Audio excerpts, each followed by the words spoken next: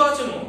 Aujourd'hui, on va essayer de comprendre et voir la définition générale de la représentation paramétrique d'un plan dans l'espace. Bien. On prend un plan P, passant par le point A et dirigé par les deux vecteurs U et V, avec A pour coordonnées XA, YA, ZA, U a pour coordonnées A, B, C et V a pour coordonnées A', B', C'. Voilà. On a le plan P. Le plan P. Passons par le point A. Et dirigé par quoi? Par les deux vecteurs U et V, tels que quoi? U et V sont deux vecteurs non collinéaires. Voilà. Bien. On prend un point M à pour coordonnées X, Y, Z appartient au plan P. Donc si seulement c'est quoi? On prend le point M. Voilà. On remarque que les vecteurs U, V et AM sont quoi? Sont coplanaires. Car il existe un plan contenant ces trois vecteurs, c'est le plan P. Donc AM, le vecteur AM, U et V sont quoi? Sont coplanaires. Voilà. Donc si seulement si, puisque les vecteurs AM, U et V sont coplanaires, alors il existe quoi? Alpha et bêta appartiennent à R, tel que quoi? Le vecteur AM égale à quoi? Alpha U plus quoi? Plus bêta V. Avec alpha et bêta appartient à quoi? À R au carré. Bien. Donc on remplace AM par ses coordonnées, U par ses coordonnées et V aussi. On trouve quoi? Si seulement c'est quoi? Donc les coordonnées de AM sont quoi? X moins XA, car XM égale à X, Y moins YA, Z moins ZA. Bien, égal alpha. Les coordonnées de U sont quoi? ABC, alpha ABC, plus bêta. Les coordonnées de V sont quoi? A', B' et C'. Voilà. Donc, si seulement c'est quoi? On aura quoi? X moins XA, Y moins YA, Z moins ZA. Les coordonnées de AM égale à quoi? On calcule cette somme, on aura quoi? Alpha A plus bêta A', alpha fois A plus bêta fois A'. Et on a alpha B plus bêta B', et on a quoi? Alpha C plus bêta C'. Bien, donc, on a le vecteur AM égale à alpha U plus bêta V. Donc X moins XA égale à alpha A plus bêta A'. Y moins YA égale à alpha B plus bêta B'. Z moins ZA égale à alpha C plus bêta C'. Donc on obtient le système suivant. Si seulement c'est quoi?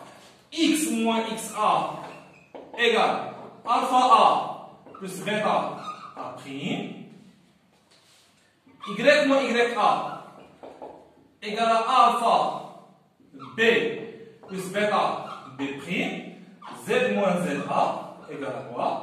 Égale à alpha C plus bêta C'. Avec quoi? Avec alpha bêta appartient à quoi? À R au carré. Bien.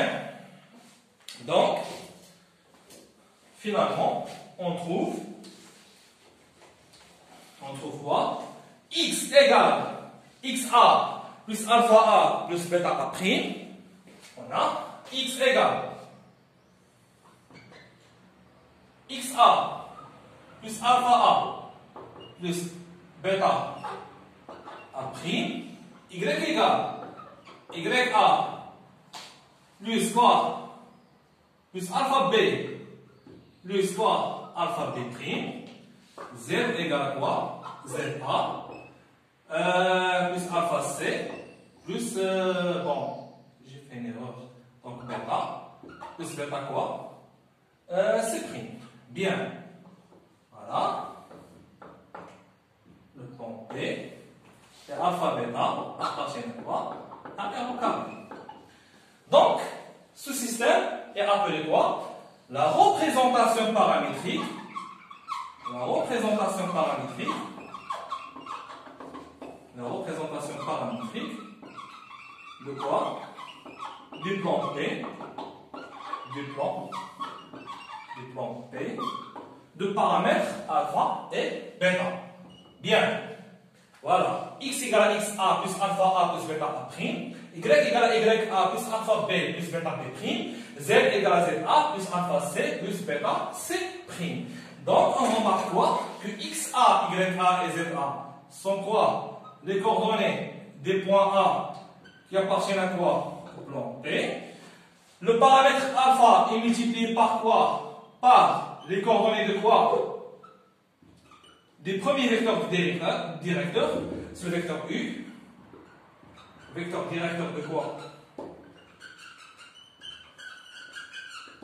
De P.